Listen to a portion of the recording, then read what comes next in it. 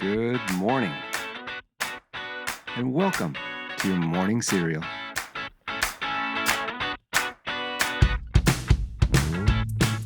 Okay, good morning, and welcome to Monday, and welcome to February officially. What a month ahead of us. We've got the Super Bowl, go Swifties, we had Groundhog's Day, we've got Valentine's Day, and it's Black History Month. But don't blink, it'll go by quickly. It's the shortest month of the year with only 28 days this year. And because of that, it's the only month that can pass without a full moon. If you just spit out your coffee, don't fret, grab a napkin. There's a full moon on February 12th this year. All right, let's go ahead and just jump into today's quotes. One fun, nostalgic quote and then a second quote to tease our book review later in the episode. Hopefully, one of these quotes will speak to you and jumpstart your day in a positive direction.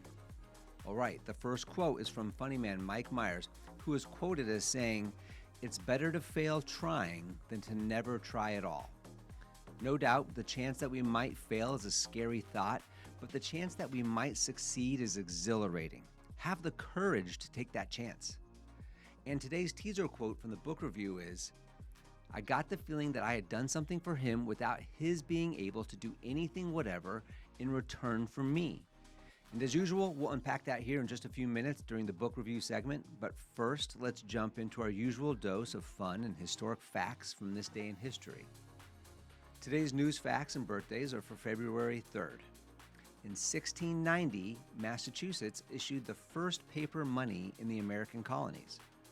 In 1876, Albert Spalding, he invested $800 to start a sporting goods company, manufacturing the first official baseball, tennis ball, basketball, golf ball, and football. That's about $24,000 in today's dollars. In 1917, not yet involved in World War I, the United States broke off diplomatic relations with Germany after the Germans announced their intention to practice unrestricted submarine warfare. In 1928, paleoanthropologist Davidson Black, he reported his findings on the ancient human fossils that he found in Zucadian China in the journal Nature, and he declared them to be a new species that he named something that I'm not even going to try to pronounce, but we now know it as Homo erectus.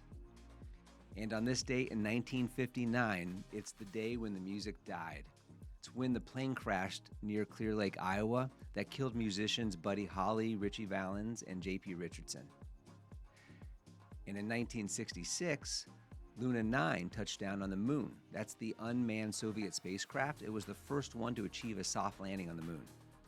In 1990, for the first time ever, the UK top 3 music singles featured non-British and non-American acts.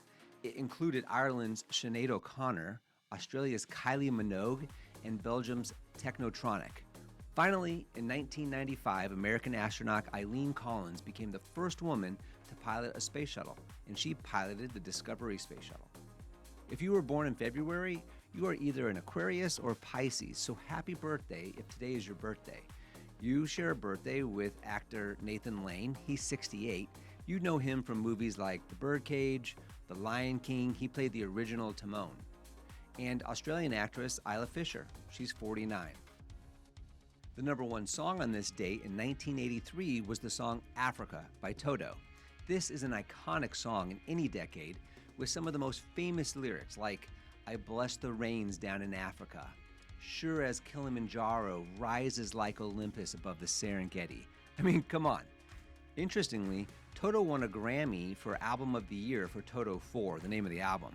But the song Africa wasn't nominated for either Record of the Year or Song of the Year because critics preferred the album's lead single, Rosanna, another classic and one that actually was nominated in both categories and won the Grammy for Record of the Year. However, Rosanna peaked at only number 2 on the US charts, never reaching number 1 as Africa did, the band's only number 1 hit. And as a side note here and a reminder, if you follow Morning Cereal Podcast on Instagram, you can hear snippets from these songs that I highlight every day. And the number 1 movie on this date back in 1992 maybe has a different vibe than the cinematic feel that the song Africa had. Well, in 1992, Wayne's World was the number 1 movie. Wayne's World was a big screen spinoff of the Saturday Night Live skit starring Mike Myers as Wayne and Dana Carvey as Garth. However, the movie has just as many iconic quotable lines as the song Africa. I mean, we're not worthy, if you're gonna spew, spew into this, yeah, and monkeys might fly out of my butt. And the Bohemian Rhapsody scene, again, come on. To date, Wayne's World is the only SNL skit that was made into a movie that has grossed over $100 million. In total, the movie grossed about $183 million. With that, let's move on with some personal growth in the book review segment of Morning Cereal. This is where we take a few moments to reflect on lessons learned from the current book we're reading. And currently, we're reading through Dale Carnegie's How to Win Friends and Influence People. It's a timeless book that is consistently on all the must-read lists, and it's packed with rock-solid advice and actions for us all to use and build healthy foundational concepts to live by. Last week, we finished reading Chapter 5 of Part 2, which is entitled How to Interest People. And we learned Carnegie's principle number 5 is to talk in terms of other people's interests. Putting in the time and the effort to find out what other people are interested in is helpful in both business and socially, and will be rewarding to both parties involved. So now we have 5 of the 6 principles Carnegie outlines to make people like you. Since it's Monday, I'll do a quick rundown on those. Number 1, become genuinely interested in other people. Number 2, smile. Number 3, remember that a person's name is to that person the sweetest and most important sound in any language. Number 4, be a good listener. Encourage others to talk about themselves. And number 5, talk in terms of other people's interests. Today we start Chapter 6 of Part 2 entitled How to Make People Like You Instantly. And Carnegie starts out this chapter with a story that, again, to me at least, shows his sense of humor and sarcasm in the end. As the story goes, Carnegie was waiting in line at the post office to mail a letter, and he saw that the clerk appeared to be bored at his monotonous job. So Carnegie thought that he might say something to the clerk to make him like him. So Carnegie looked to find something about the clerk he admired. And Carnegie acknowledges here that it can be hard to find something to admire about a stranger, but in this case, it was easy for Carnegie. He told the clerk when it was his turn that, quote, "I certainly wish I had your head of hair," end quote. The clerk looked up surprised and said that it wasn't as good as it used to be, but after some more small talk, the last thing the clerk said to Carnegie was, quote, "Many people have admired my hair," end quote. Carnegie goes on to say that he bet he made that guy's day, that guy was walking on air, that he went home to tell his wife about it, and Carnegie says, quote, "I'll bet he looked in the mirror and said, 'It is a beautiful head of hair,' end quote," which I think is funny. Anyways, Carnegie told this story in public once, and he was asked what he was trying to get out of or from the clerk, and Carnegie contemptuously replied, quote, "What was I trying to get out of him?" 3 exclamation marks here, by the way. And Carnegie continued, quote, "If we are so contemptibly selfish that we can't radiate a little happiness and pass on a bit of honest appreciation without trying to get something out of the other person in return, if our souls are no bigger than sour crab apples, we shall meet with the failure we so richly deserve," end quote. And I appreciate this quick side bit from Carnegie, again, reminding us that this book does teach us how to deal with people and to specifically construct approaches to gain certain outcomes. But it's also teaching us just to be good human beings. Much of this book is as simple as that. And after the soapbox moment, Carnegie says, quote, "Oh yes, I did want something out of that chap. I wanted something priceless, and I got it. I got the feeling that I had done something for him without his being able to do anything whatever in return for me.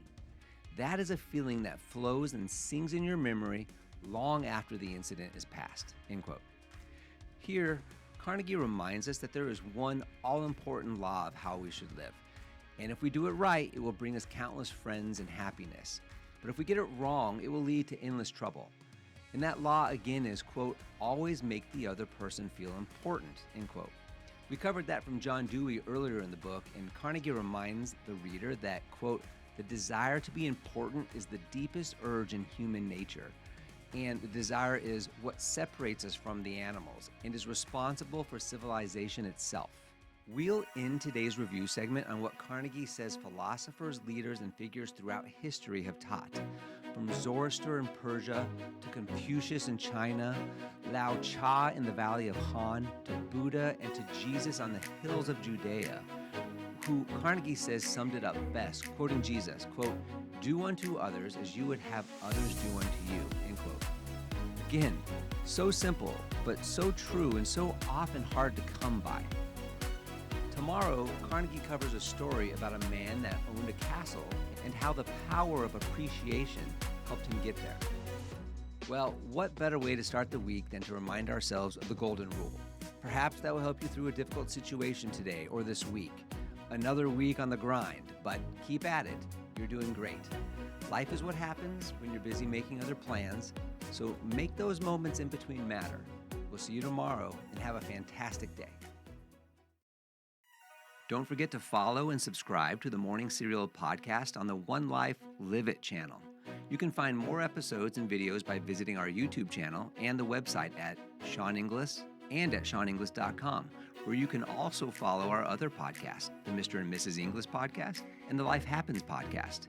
In these other podcasts, we'll dive deeper into everyday issues, self-improvement and well-being, business and finance, and we welcome special guests too. So join us. It'll be a good time, I promise. Thanks again for listening. Have a fantastic day, and we'll see you tomorrow.